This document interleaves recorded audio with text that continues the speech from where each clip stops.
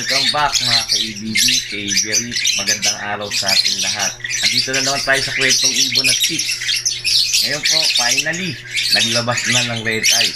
Kasi hindi ko biniyak. Naghintay ako. Alam mo naman sa pag-ibon, talo init. Kaya, finally, after 5 flats, naglabas na ng red eye. Panoodin nyo. Okay guys, ito po yung sinasabi ko. Ang parisan po nito ay green split opa, split pale palo yung cup. Tapos yung hen po ay visual na green pale palo. Ayan po yung hen, nakabantay. Dalawa po naging anak nila. Ayan po, yung isa nasa likod eh. Tinatago niya, ayaw pa ipakita sa atin. Ito hindi nag-visual, yun ang nag-visual. Yun. Mamaya po kukunin natin kasi nakabantay lang po yung parents. Ayan. Ito yung hindi nag-visual. Ayan. Pero yung isa nag-visual na sa wakas. Finally, nag-visual na po siya. Ayun, ipapakita po natin. Pero matapang tong parents eh. Buti nga nabuhay niya eh. Hindi ko to pinaposter. Ano naman ang hunin natin yung mga pale palo. Ayan, tatapang. Kaya hirap sila bumuhay ng anak. Ginawa ko rito, hinayaan ko lang sa kanila. Ayun, ngayon tataboy natin yung hinanay. Para makuha natin yung visual na anak. Subukan natin itaboy. Papabain natin sa nest box. Tapang oh. Kung kinakagat yung aking kinakagat niya yung aking egg candling light. Kailangan natin makuha yung yung anak. Kasi baka mamaya pag pinasok yung kamay ko, kapain ako. Ayaw niya ayun, kita mo kinakagat niya ayaw niya pakita. Hindi pa yata natin makikita guys yung anak kagat-kagat niya ayun nagpapakita na red eye yun lumabas, oops, may silip pa. Kaso problema nasa dulo yung anak. Kunin natin yung anak. Ayun kung mapapansin nyo, pula yung mata niya. Ayun, nagpula finally, yes. Nagpula yung mata niya. Ayun pero itong isa hindi tapang alam niyang kukunin ko isang anak. Oops, kita mo, ilulusob ako. Pero may pagkakataon na makukuha rin natin yan. Ito naman hindi pula itim yung mata niya. Hindi siya visual pero isa visual. Siguro mga ilang weeks na to, mga nasa 2 weeks na. Ayan, ang galing, salamat. Pero mamaya babalikan natin yan. Binabantayan niya Ito naman yung cock na parents niya. Ayan. Biring nyo guys. Ito gusto ko nang baklasin. Kaso nag-ano lang ako rito naghanap ako ng ipapares dito sa hen. Kasi birin nyo 4 na clutch na, wala pa rin, hindi pa rin nagbi-visual. Iniisip ko baka walang karga, pero galing naman siya sa parents sa isang visual tsaka isang split pale palo naglalabas ng visual na anak.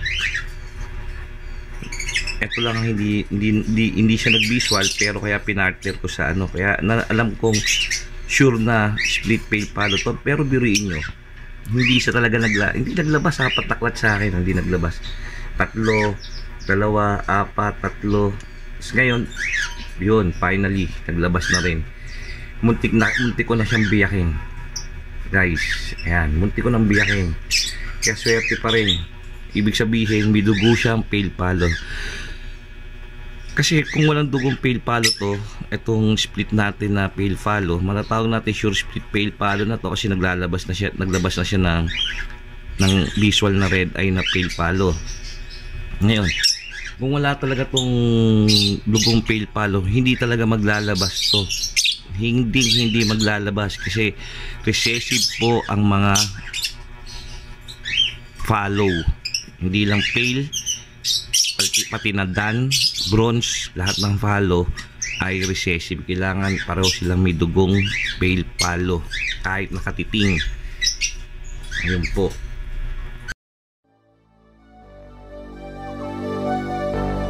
Fill me out with your smile, like the sunshine brings the light.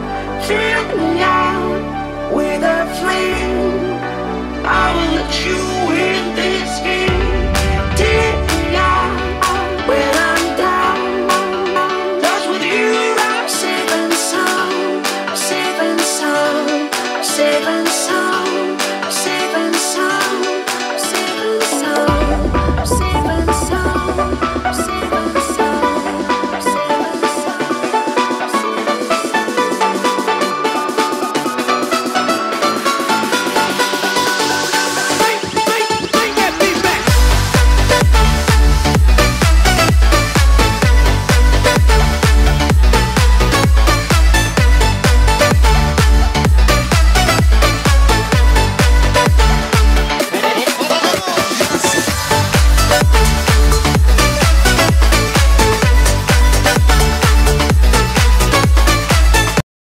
Ayan guys, oh, nakabantay na sa atin yung hen. Tapang. Ayun yung anak niya nasa dulo, ang layo. Paano natin makukuha to guys? Pero at least finally naglabas na siya ng anak na visual. Kasi visual yan, oh. Ano, yung nanay. Titingnan po natin. Ang ganda nga na ito, sable pa eh. Diba? Ang ganda, sable. Pero yun ang anak niya, naglabas na. Ayos. Ibig sabihin, hindi na natin siya bibiyakin. Hayaan na lang natin siya rito. Hayaan na lang natin sa partner niya na green split o pa-split pale follow. Ibig sabihin kasi, may dugo na talaga. Sure bull may dugo. Kaya hindi na natin ito bibiyakin. Dapat natin pala binaya ko na ito eh. Pero, wala akong mahanap sa kapares niya. Tinuloy-tuloy ko na lang. Pwede mo napahinga niya, nagalimang clutch. Panlimang clutch nila yan. Sayang yung mga naunang anak nito. Hindi ko dineclare na split pale follow. Na possible split pale follow o split pale follow. Kasi nga hindi pa nagbi-visual yung anak eh. Wala pa silang inaanak na visual nun. Pero swerte yung mga nakabili sa atin nun. Swerte. Diba? Pero at least nakapagpalabas na tayo ng red eye. Okay, ayun po mga ka-ADB, ka-Avery, nakita na po natin dahil lang sa paghihintay po natin, kinakuha po natin sa tiyaga. Dapat ibabaklasin ko na yan, pero at least sa huling pagkakataon, panlimang clutch naglabas ng red eye. Kaya kayo guys, lalo na yung mga newbies dyan, huwag kayong maiinip. Ganyan talaga sa pag-iibon. Swertihan, minsan malas, pero syempre isipin natin ay mas malaki ang swerte natin sa pag-iibon. Ayun guys, hanggang dito na lang po muna tayo at sana po huwag niyo kakalimutan mag-like, share at subscribe at pakipindot na rin ang notification bell para lagi tayong updated sa mga susunod kong video. Maraming salamat po sa inyo at God bless.